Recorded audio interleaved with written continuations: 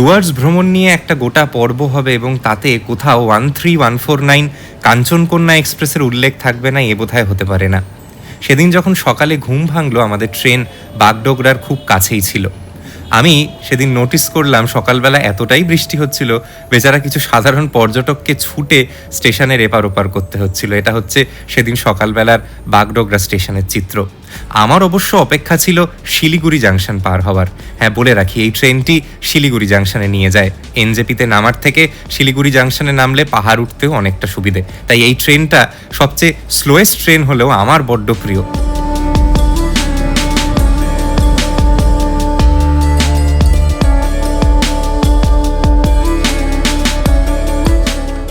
তবে আপনাদের জন্য এই ট্রেন জার্নির আসল ম্যাজিকটা লুকিয়ে থাকবে ট্রেন যখন শিলিগুড়ি জাংশন ছেড়ে দেবে।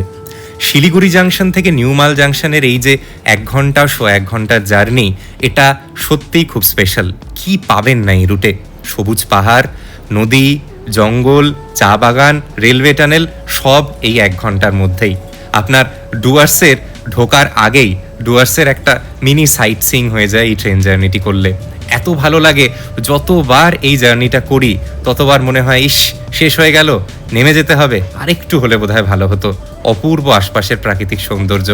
সেবক ক্রস করবার পর তিস্তাও আপনাকে দেখা দেবে।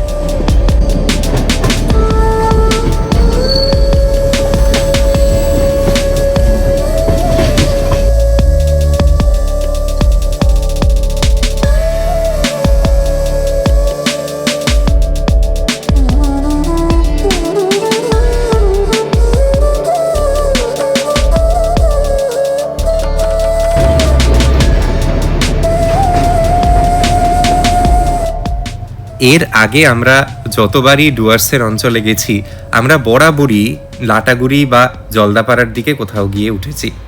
তবে এবার ইচ্ছেই ছিল অন্যরকম কোনো একটি জায়গাকে আপনাদের সামনে তুলে ধরব এবং সেই চিন্তা মাথায় রেখেই কিন্তু ওদলাবাড়ি মানাবাড়িকে বেছে নেওয়া। বলে রাখা উচিত এই 13149 কাঞ্চনকন্যা এক্সপ্রেস কিন্তু ওদলাবাড়ি হয়েই যায়, তবে সেখানে কোনো স্টপেজ নেই।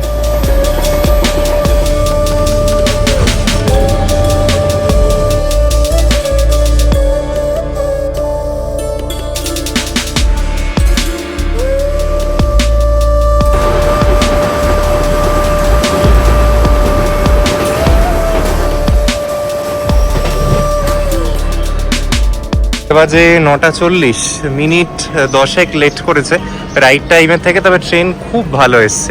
আজকে এখানে আমরা একটু বৃষ্টি পাবো হয়তো বেলার দিকে, তবে এখনো কিন্তু আকাশ মেঘলা থাকলেও বৃষ্টির সেভাবে দেখা নেই। আমরা লাস্ট বৃষ্টি পেয়েছি সেই বাগডোগরার ওখানে, শিলিগুড়িতেও সেভাবে বৃষ্টি ছিল না। এই গাড়ি এগিয়ে যাবে আলিপুরদুয়ারের দিকে। আমাদের এবার এই ওভারব্রিজ হয়ে পেরিয়ে যেতে হবে পার্কিংয়ের দিকে। এই স্টেশনটার এই এক সমস্যা যে এখানে না র্যাম্প আছে না কোনো রকম লিফটের ফেসিলিটি। আমরা আজকে কোনো গাড়ি প্রি বুক করে আসিনি।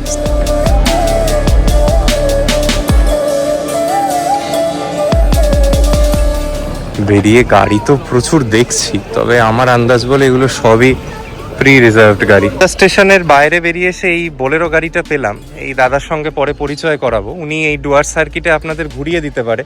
দাদা, মোটামুটি ধরো তোমাকে যদি কেউ রেখে দেয় নিজের সঙ্গে ঘোরার জন্য, হতেই পারে আজকে কেউ লাটাগুড়ি গেল, পরে আবার জলদাপাড়ার দিকে গেল, দিয়ে ধরুন নিউমাল টু নিউমাল কন্ট্রাক্ট হয় অনেকের সাথে।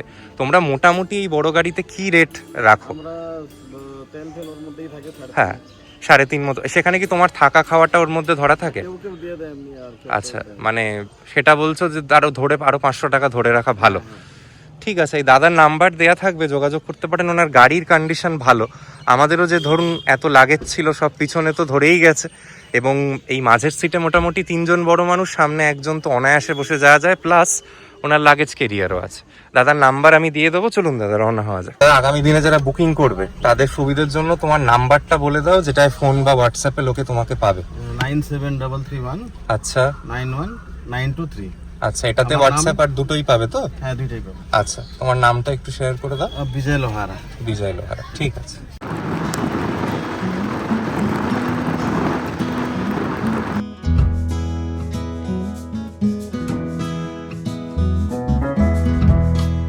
আমরা যে মানাবাড়ি টি গার্ডেন্স এর দিকে যাচ্ছি, মানাবাড়ি টি গার্ডেন্স এবং আমরা যে রিসোর্টটিতে থাকবো দেখতে পারবেন ধীরে ধীরে, তা এখান থেকে সড়ক পথে মেরে কেটে 25 থেকে 30 মিনিট। রাস্তা তো ভালো, আপনারা জানেনই। মালবাজারে কিন্তু এই মুহূর্তে আমরা যখন এসে পৌঁছলাম খুব একটা ঠান্ডা কিছুই নেই, বরং গরম লাগছে। আমি যে লেয়ারিং করে জামা পরেছি আমার তো মনে হচ্ছে এটা না পরলেও হতো আর কি। রাস্তা খুবই ভালো, যে জন্য আমি মালবাজার স্টেশনের কথা প্রত্যেককে বলি। এখান থেকে যে শুধু ডুয়ার্স ঘোরার ক্ষেত্রে সুবিধে তা নয়, দাদাও কিছুটা আমার সঙ্গে একমত হবেন যে এখন দাদা বাগড়াকোটের লুপ ব্রিজ হয়ে গিয়ে কিংবা লাভার রাস্তা হয়ে যারা কালিম্পং এর ধরো বিভিন্ন জায়গা ঘুরছে, অফবিট জায়গাগুলো, আমার তো মনে হয় শিলিগুড়ি নামার থেকে অনেক সুবিধে মালবাজার থেকে শুরু করলে। আপনি তো ওই দিকগুলোতেও যান। দেখুন, আমি এটাই বলছি যে এখানে লোকাল ড্রাইভারদের সঙ্গেও যদি কথা বলেন ওনার মতো, তারাও কিন্তু এটাই সাজেস্ট করবে। আমরা কাল যখন কাফের গাঁওয়ের দিকে যাব, আমরাও কিন্তু বাগড়াকোটের লুপ ব্রিজ হয়েই যাব। দেখা যাক সেখানে কি অভিজ্ঞতা হয়। আমরা এই যে প্রথম দিনটা, সেটা শরীরটাকে কিছুটা রেস্ট দেওয়ার জন্যই কিন্তু সমতলে থাকবো ভেবেছি। এবং আপনারা জানেন কালকেই অতিবৃষ্টিতে অনেক জায়গায় পাহাড়ে ধস নেমেছে, রাস্তাঘাটও ক্ষতি হয়েছে। আশা করি এই আমাদের যে 2 দিন গ্যাপ পড়ছে পাহাড়ে ওঠার আগে, তাতে কিছুটা আবার নর্মালসে রিস্টোর্ড হবে। যদিও আমরা যে সাইডগুলোয় যাচ্ছি সেখানে কোনো ক্ষয়ক্ষতির খবর আমার তো জানা নেই। গাড়ি আরামদায়ক তো, দাদার ব্যবহারও ভালো লেগেছে আমাদের, এবং গাড়ি সত্যিই খুব ভালো কন্ডিশনে আছে। 4 জন মানুষ যেরকম বারবারই বলছি, অনায়াসে এই গাড়িতে যাওয়াই যায়। এবং বাচ্চা থাকলে যদি লাগেজ ওপরে তুলে দেওয়া হয়, সেক্ষেত্রে 2 জন পিছনে বসেও যেতে পারে।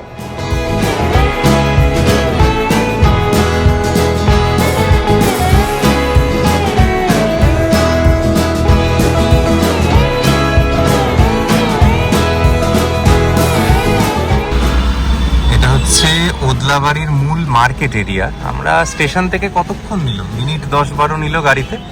এইখান থেকে বাঁদিকে একটা রাস্তা যায়, ডান দিকে একটা রাস্তা যায়। এই দোকানগুলির পাশ ধরে আমরা এগোচ্ছি আমাদের রিসর্টের দিকে।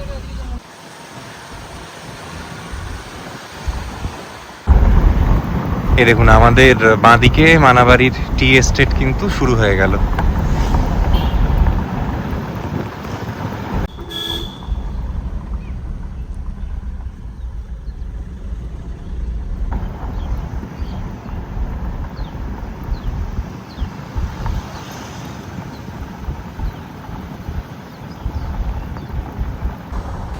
নিউমাল জাংশন থেকে এই প্যাশিয়ানো রিসর্ট অবধি মোটামুটি আপনার গাড়ি ভাড়া 1000 থেকে 1200 টাকা পড়তে পারে। যে ড্রাইভার দাদার নাম্বার দেয়া হলো ভিডিওতে, তার সঙ্গে একবার কথা বলে দেখে নিতে পারেন, কিংবা আপনি বেরিয়ে বাইরে অন্যান্য গাড়ি, অটো, ই রিক্সার সঙ্গে দরদাম করে খুব সহজেই রিসর্ট অবধি পৌঁছাতে পারেন। রিসর্টে পৌঁছানোর আগের 1-1.5 কিলোমিটার রাস্তা খুবই খারাপ অবস্থায় আমার চোখে পড়লো। আর একটা জিনিস বলে রাখি, এই ভিডিওটা কিন্তু এই রিসর্টের সঙ্গে বা এই ড্রাইভার দাদার সঙ্গেও কোনো রকম কোনো কোলাবোরেটিভ এফার্ট বা পেড প্রমোশন নয়। আমার নিজের এখানে থাকতে ইচ্ছে হয়েছে বলে এসছি।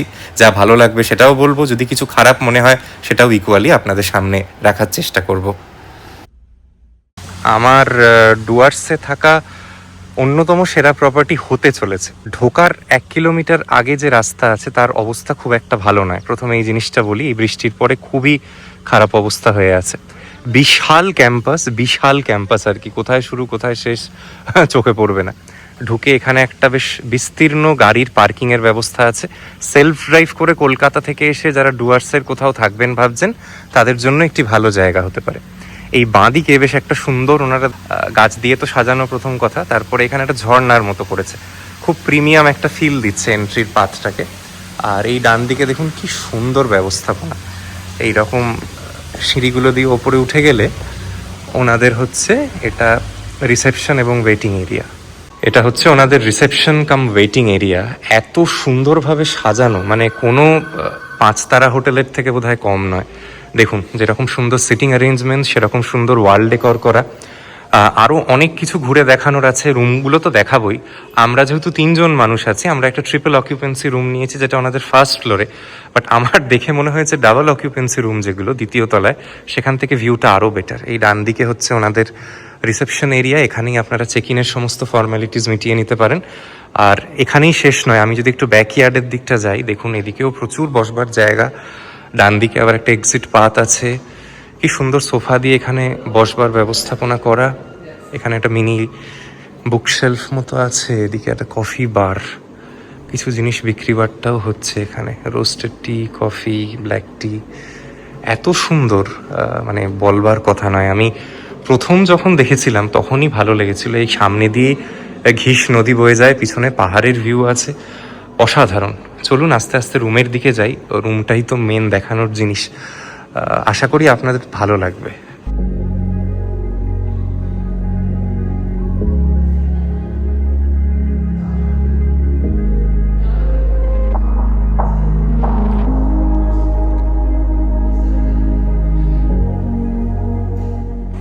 আর আমাকে অনেকে জিজ্ঞেস করেন যে ডুয়ার্স অঞ্চলে যদি ঘুরতে আসি, আমার সঙ্গেও যেরকম বয়স্ক মানুষ আছে, তো সেক্ষেত্রে কি লিফটের ফেসিলিটি পাবো? তো সেক্ষেত্রে এমন কোনো যদি রিসর্টের হদিশ দেয়া যায় যেখানে লিফটের ফেসিলিটি আছে, তো এইটা কিন্তু সেই জিনিসটাকেও একটা টিক মার্ক করে। আপনি এই গোটা ব্লকের যেখানেই থাকুন না কেন, লিফটের ব্যবহার করে কিন্তু রুম অবধি পৌঁছাতে পারবেন।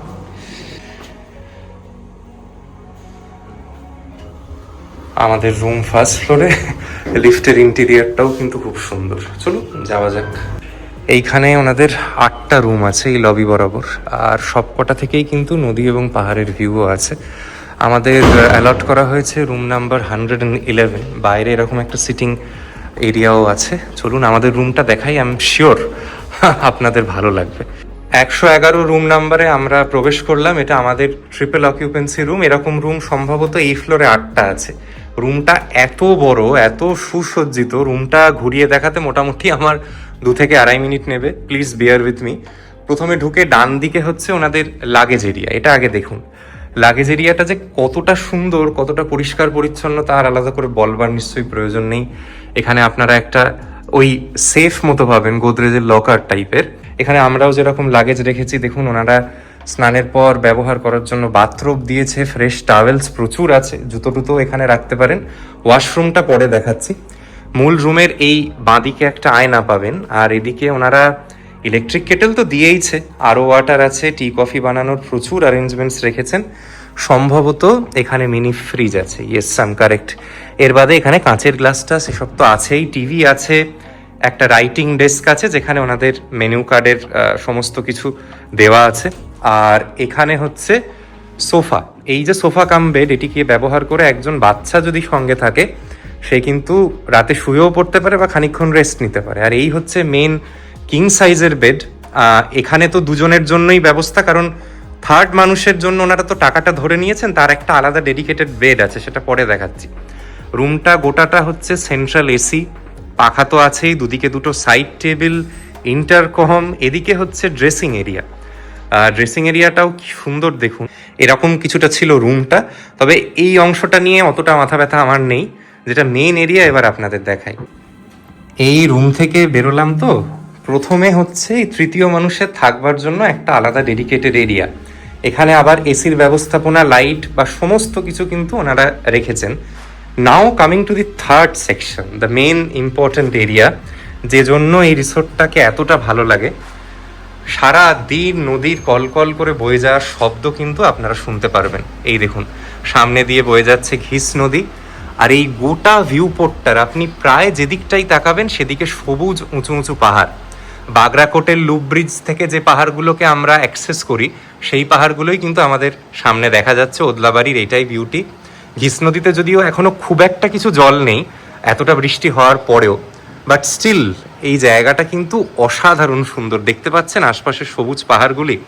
আর এই জায়গাটিতে বসে এনজয় করবার জন্য ওনারা এরকম চেয়ার টেবিলের ব্যবস্থা রেখেছে। আর বারান্দাটা বিশাল, এবং এটা আপনার কিন্তু প্রাইভেট এনক্লোজার, মানে পাশের ঘরের লোক আপনাকে দেখতে পারবে না, অ্যান্ড ভাইসি ভার্সা। সামনেটা প্রচুর গাছপালা। আমরা তো এই নিচটায় যাবই, ওনাদের যেটা কমন এরিয়া, সেখান থেকে আমার বোধ হয় এই নিচে ঘিস নদীর আরও কাছাকাছিও যাওয়া যায়। তো সব মিলিয়ে মানে আমি বলছি মাথা ঘুরে যাওয়ার মতো একটা ব্যবস্থাপনা। আপনি যেদিকে তাকাবেন, প্রকৃতিতে তো মোড়া বটেই, এবং যখন এখানে বৃষ্টি নামবে, আশা করি নামবে, তারপর এ জায়গার যে কী সৌন্দর্য হতে চলেছে সেটা আমি খুব ভালোভাবে টের পাচ্ছি।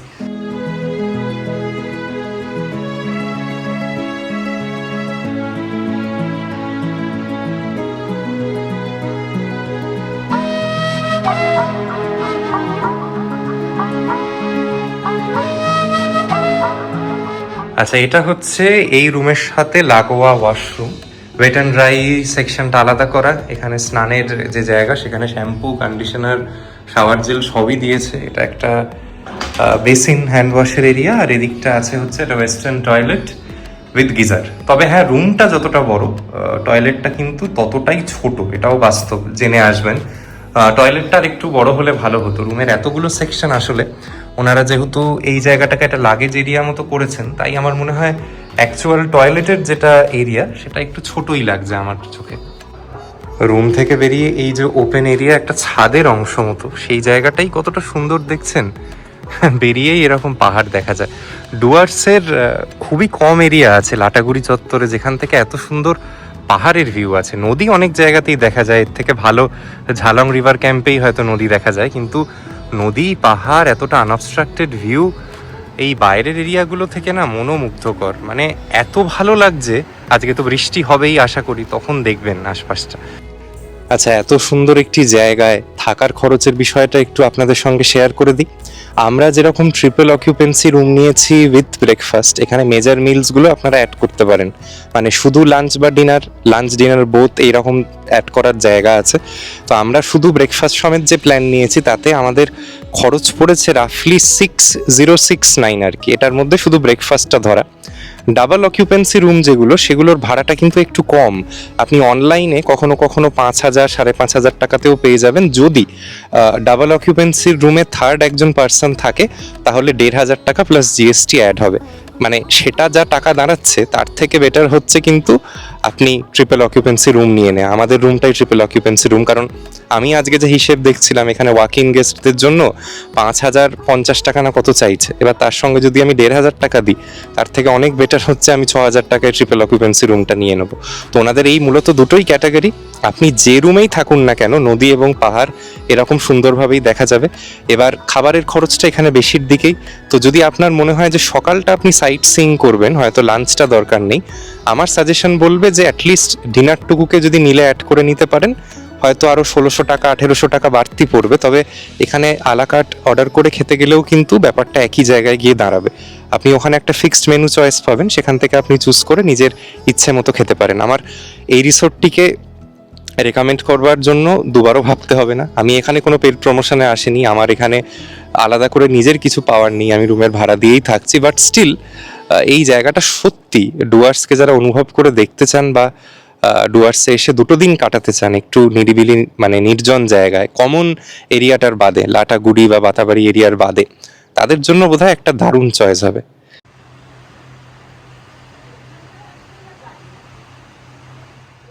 আমরা এই যে প্রথম দিন চেক ইন করলাম, ন্যাচারালি আজকে তো ব্রেকফাস্টটা পাবো না, আমরা কাল চেক আউটের সময় ব্রেকফাস্ট করে বেরোবো। তো আমরা নিজেদের জন্য স্যান্ডউইচ অর্ডার করেছিলাম। ওনাদের সার্ভিং টাইম কম বেশি 20-25 মিনিট নিল আর কি, অর্ডারের থেকে ঘরে দিয়ে যাওয়া অবধি। একটা গ্রিল চিকেন স্যান্ডউইচ নেওয়া হয়েছে, একটা ভেজ স্যান্ডউইচ নেওয়া হয়েছে।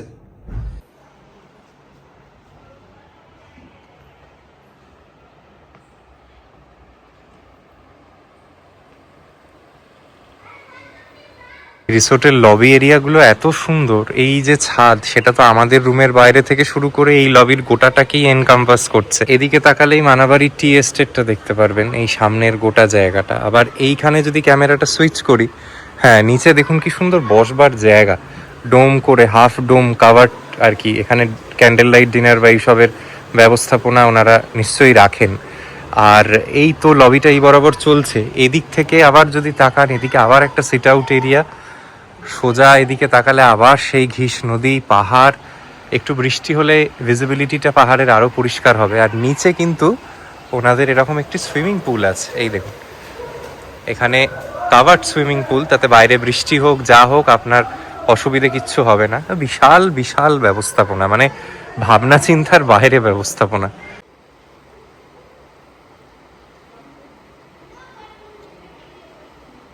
চলুন, গ্রাউন্ড ফ্লোরে গেলে সুইমিং পুলটা তো দেখাতে পারবোই, এবং আপনাদের একেবারে রিভার সাইডের কাছে অবধি নিয়ে যেতে পারবো, যেটা এই রিসোর্টের মেন আকর্ষণ।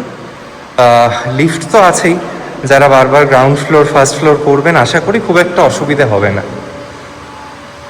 এই বেরিয়েই ডান দিকে বিশাল সুইমিং পুলটা, এত সুন্দর যে লাগছে। ডান দিকে সুইমিং পুলটাকে রেখে যদি আরও এগিয়ে যাই, এইটা একদম ঘিস নদীর ধার অবধি যায়। এখানে লেখাই আছে, the river side is outside, river side is outside আর surveillance area, please exercise caution while accessing the river front. Naturally নিজের ঝুঁকিতে নামা। এইখানে না একটা গেট আছে, আপাতত তো দেখছি তালা দেওয়া হয়, তো সিকিউরিটি পারপাস।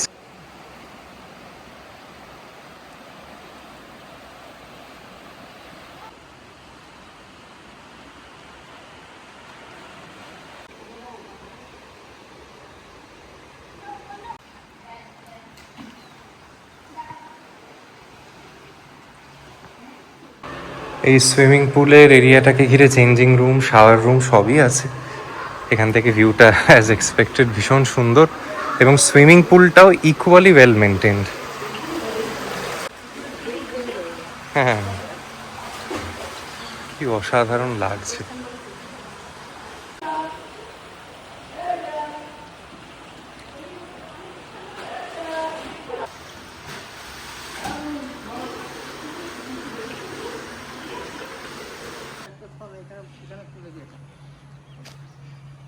আপনাদের যেরকম ট্রিপল অকিউপেন্সি রুম দেখিয়েছি, যারা হাজব্যান্ড ওয়াইফ কাপল হিসেবে এখানে আসবেন তাদের জন্য এই রুমগুলো মোর দ্যান এনাফ। মানে এখানে জাস্ট একটাই তফাৎ, আমাদের রুমের এবং ব্যালকানির মাঝখানে আরেকটা যে সেকশন পেয়েছিলেন যেখানে একটা সিঙ্গেল বেড ছিল, এসি সেকশন, সেইটুকু নেই। বাট এই রুমটা অন্য কোনোভাবে যদি ভেবে দেখেন আমার তো মনে হয় কম নয়, এবং আপনাদের কিছুটা সেভিংসও হবে যদি হাজব্যান্ড ওয়াইফ হিসেবে থাকেন। এবং এই রুমের কিন্তু ভিউটা আরেকটু বেটার, কারণ কোনো চাল বা অন্য কিছুতে কোথাও অবস্ট্রাকশন নেই। এই তো আপনার বেড, বেড থেকে এই বারান্দায় বেরিয়ে এসে সোজা তাকালেই কিন্তু এখানে সবুজ পাহাড়টা অপূর্ব সুন্দরভাবে দেখা যাচ্ছে। দেখুন এখানের যেটা ভিউ পোর্ট সেটা অনেকটা বেশি, এই কোণা থেকে পাহাড় দেখা যায়, এবং এইভাবে যদি আমি ক্যামেরাটা আস্তে আস্তে ঘোরাই, গোটাটা পাহাড়, নদী, অসাধারণ সুন্দর। আমার তো ডাবল অকুপেন্সির রুমগুলো অনেক অনেক বেটার লেগেছে।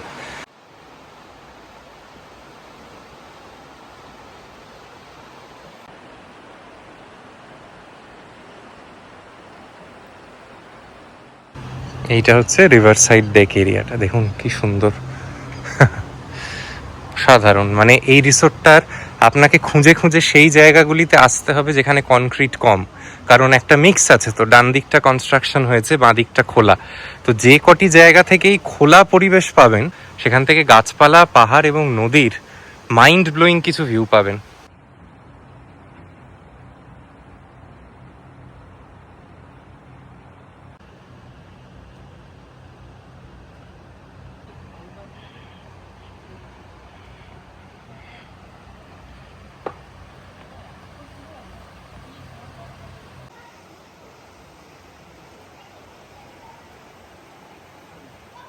এই রিসোর্টটা কিন্তু পেট ফ্রেন্ডলি, মানে অনেকগুলো সুবিধা আছে। একটা হচ্ছে এই রিসোর্টের বিভিন্ন জায়গা অ্যাক্সেসিবল, লিফট তো আছেই, যদি ফিজিক্যালি কারুর কোনো প্রবলেম থাকে বা হুইল চেয়ার ব্যবহার করতে হয় তাদেরও কোনো অসুবিধা হওয়ার কথা নয় এখানে এলে। আর লিফটটা থাকাটা তারা যে কত বড় সুবিধে, ডুয়ার্সে লিফটওয়ালা প্রপার্টি খুব কমই আছে। দ্বিতীয়ত হচ্ছে পেটসদের নিয়েও আপনারা আসতে পারেন, এখানে রুমে পেটদের অ্যালাউড, এই কমন এরিয়াগুলোয় নয় যদিও, তো সেটা একটা তো খুব সুবিধের জিনিস। আর থার্ড হচ্ছে যারা ড্রাইভার নিয়ে আসবেনও ভাবছেন, কলকাতার দিক থেকে হোক বা শিলিগুড়ি থেকে, তারা ড্রাইভারের অ্যাকোমোডেশনও পাবেন। এই প্রপার্টিতে নেই, পাশে একটি হোমস্টেতে ড্রাইভারের থাকা খাওয়া নিয়ে বোধহয় 1500 টাকা করে ওনারা চার্জ করে থাকেন। তো এই সমস্ত তথ্যগুলো আপনাদের দিয়ে রাখলাম, যেটা আপনাদের প্ল্যানিংয়ে সুবিধা হবে। তবে হ্যাঁ, একটা ডিসঅ্যাডভান্টেজও আছে, সেটা হচ্ছে এখানে নেটওয়ার্ক রিসেপশন একেবারেই ভালো নয়। এখানের ওয়াইফাইটা স্ট্রং বলে মেকআপ হচ্ছে, বাট এমনি ধরুন আপনার ফোনের ইন্টারনেট বা কল এগুলো একটু ডিস্টার্ব করলেও করতে পারে। বুঝতেই পারছেন এরকম একটা পরিবেশ, পাশটাই নদী, পাহাড়, এখানে খুব স্ট্রং সেলুলার রিসেপশন হওয়ার কথাও নয়। তো সেটা আমরা একটা ফেস করছি ইস্যু হিসেবে। বাকি তো আপাতত খুঁত ধরবার কিছু জায়গাটাই নেই, এত ভালো লাগছে। মানে এই রকম সৌন্দর্য শেষ দেখেছিলাম ওই আর জে হোমস্টেতে, জলঢাকা নদীর পাশে ডুয়ার্স অঞ্চলে। কিন্তু এটা ল্যাভিশনেসের ক্ষেত্রে বা ওভারঅল এত সুন্দর একটা স্প্রলিং ক্যাম্পাস, তো অসাধারণ অসাধারণ। আমরা এখন লাঞ্চ করতে যাচ্ছি, ঘড়িতে বাজে প্রায় দুপুর 2:30। আজকে ওনাদের এখানে কিছু স্পেশাল মেনু আছে, আপনাদের দেখাবো। লাঞ্চে ভালো আয়োজন রেখেছেন ওনারা, দেখি কি পাই না পাই আপনাদের রেস্তোরাঁয় পৌঁছে আপনাদের সঙ্গে শেয়ার করব। আর রেস্তোরাঁটা ইটসেলফ খুব সুন্দর, এমনকি যে লিফটটায় আমরা বারবার যাতায়াত করছি, লিফটটাও খুব সুন্দর। এইটা হচ্ছে ওনাদের রেস্তোরাঁর সেকশন। দেখি কি ব্যবস্থা আছে।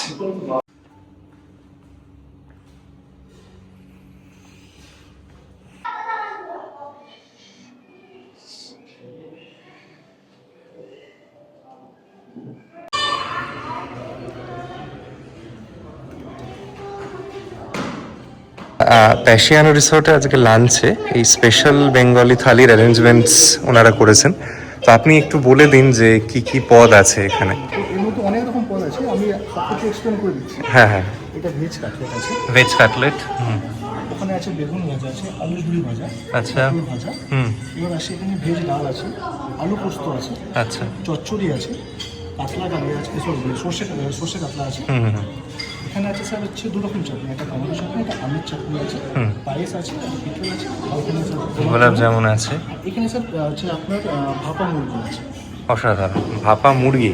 আচ্ছা, প্রচুর রকম পদ এবং খুব সাজিয়ে দিয়েছেন। হ্যাঁ, এগুলো দেখানো হয়নি আর কি, উনি যা বললেন তার বাদেও এখানে পাঁপড় আছে, স্যালাড আছে, আরও প্রচুর কিছু। মানে আমার তো মনে হয় এই যা পরিমাণ, তোমাদের আন্দাজ তো বলে 4 জনও খেয়ে নিতে পারে আর কি। প্রচুর প্রচুর রকম জিনিসপত্র আছে। থ্যাংক ইউ সো মাচ, খুব সুন্দরভাবে সাজানো হয়েছে এবং খেয়ে জানাতে পারবো খাবার কেমন লাগলো।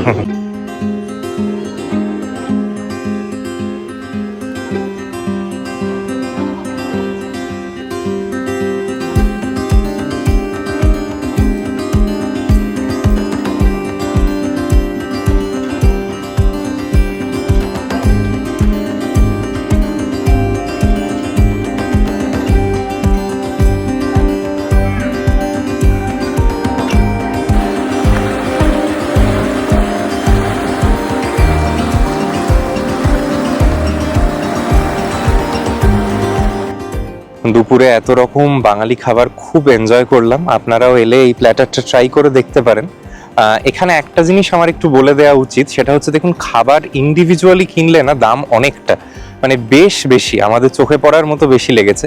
আমার মনে হয় লজিক্যাল হয় সেট মিলগুলো অপ্ট করলে, মানে আপনি অ্যাটলিস্ট ডিনার বা লাঞ্চ যে কোনো একটা এনাদের সেট মিল নিন, তাহলে দেখবেন সাশ্রয় হবে। মূলত যদি 3 জন মানুষ আসেন সেক্ষেত্রে তো আরোই আলাদা আলাদা করে খাবার অর্ডার করার থেকে সেট মিল নিয়ে নেওয়াটা বেটার।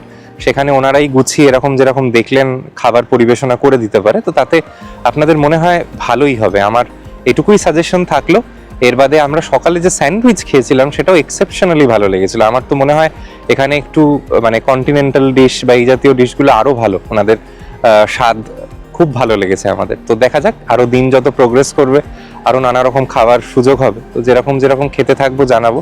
এখানে ওই চিকেনের যেটা ভাপার প্রিপারেশন, ওটাও বেশ ইনোভেটিভ লাগলো। ইলিশ ভাপা খেয়েছি, ভেটকির পাতুরি খেয়েছি, চিকেনের ভাপাটা একটা নতুনত্ব জিনিস মনে হয়েছে।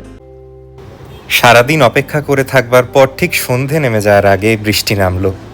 বৃষ্টি ভিজিয়ে দিল আশপাশের সবুজ পাহাড়কে। যেটুকু জল নদীতে কমে এসেছিল তাও বোধহয় ভরে উঠল। এবং সব থেকে ভালো যেটা বিষয়, এই গোটা স্টেটাতে যেটা আমাদের সবসময় সঙ্গে পেয়েছি, সেটা হচ্ছে নদীর আওয়াজ, নদীর বয়ে যাওয়ার শব্দ আশপাশটা অসাধারণ করে তুলল।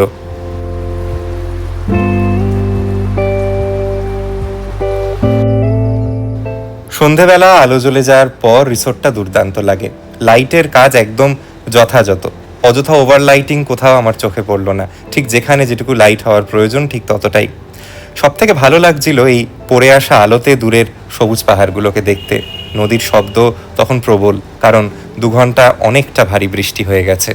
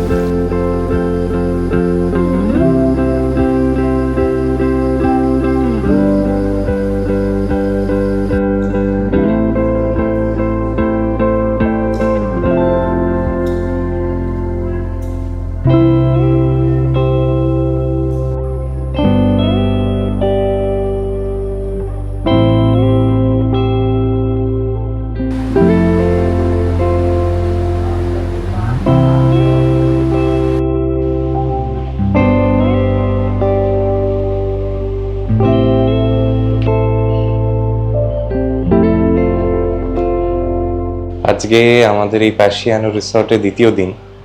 চেক আউট টাইমিং এখানে সকাল 11টায়। সকাল থেকে খুব মনোরম আবহাওয়া পেয়েছি আমরা। এখানে সকালে ড্রোন শটগুলো দেখে নিশ্চয়ই খানিকটা আইডেন্টিফাই করতে পেরেছেন আপনারাও। এত সুন্দর ভিউ এনজয় করলাম আমরা গোটা একটা দিন জুড়ে। সত্যি মনে থেকে যাওয়ার মতো ব্যবস্থাপনা, এবং আমাদের যে রুম প্ল্যানটা বুক করা আর কি, যেটার জন্য আমরা পে করেছি, তাতে শুধুই ব্রেকফাস্টটুকু ইনক্লুডেড। তো আমরা সেই ব্রেকফাস্টটা এবার অ্যাভেল করতে যাব, সেখানে কি পাচ্ছি না পাচ্ছি দেখাবো। তবে দুটো জিনিস না বললেই নয়, সেটা হচ্ছে এনাদের রুম সার্ভিস ভীষণ প্রম্পট পেয়েছি আমরা। যখন যে জিনিসগুলো চাওয়া হয়েছে খুব অল্প সময়ের মধ্যে ওনারা রুমে দিয়ে গেছেন। দ্বিতীয় যেটা বিষয় হচ্ছে, আমরা কাল সারাটা দিন জুড়ে ছোটোখাটো জিনিস হলেও কমপ্লিমেন্টারি কিছু কিছু জিনিস পেয়েছি জানেন, যেটা ভালো লাগে আর কি। মানে হয়তো বিরাট বহুমূল্য কিছু জিনিস নয়, কিন্তু খেপে খেপে দিয়ে গেছে। সকালে একবার এসে কিছু কুকিজ দিয়ে গেলেন ওনারা, তারপর বিকেলের দিকে কিছু চকলেট দিয়ে গেলেন, আজকে সকালবেলা ঘরে ঘরে বেশ কেটলি করে চা দিয়ে গেল। তো ভালো লেগেছে, মানে ওনাদের ব্যবস্থাপনা, ওভারঅল যে ফেসিলিটেশন, সবাই যে স্টাফ তারা সচেষ্ট, সব মিলিয়ে এই রিসোর্টটা লোককে রেকমেন্ড করবার মতো বলেই মনে হয়েছে। ব্রেকফাস্টের এখানে ইলাবোরেট অ্যারেঞ্জমেন্ট, ঘুরিয়ে দেখাই। শুরু করি মাফিনের সেকশন দিয়ে। এদিকে ফ্রুটস আছে, আম দেখছি, তরমুজ দেখছি, পেয়ারা দেখছি, স্প্রাউটস, নানা রকম কর্নফ্লেক্স, পেস্ট্রি। এদিকে আছে লুচি, ছোলে, এদিকে ইডলি, ভাড়া আর সাম্বার, নানা রকম চাটনি। এদিকে আছে বয়েলড এগ, চা কফির অ্যারেঞ্জমেন্ট তো আছেই, ব্ল্যাক টি, হট মিল্ক, কফি। হ্যাঁ, ওদিকে আবার জুস আছে। অনেক রকম জিনিস রেখেছেন ওনারা, বেশ সুন্দরভাবে সাজানো।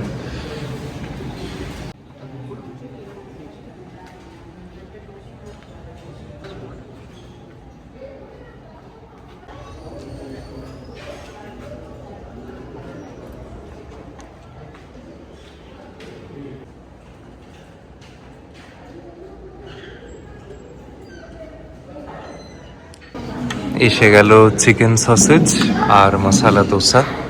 খুবই সুন্দর ব্যবস্থাপনা। দেখুন এই খাবার জায়গাটা কাল থেকেই বারে বারে দেখাচ্ছি, এত সুন্দরভাবে সাজানো, এত ওয়েল মেনটেন্ড। বাঁদিকে আবার টিভি আছে, সেখানে সারাদিন নিউজ চলছে নানা রকম, খুব সুন্দর লাগছে।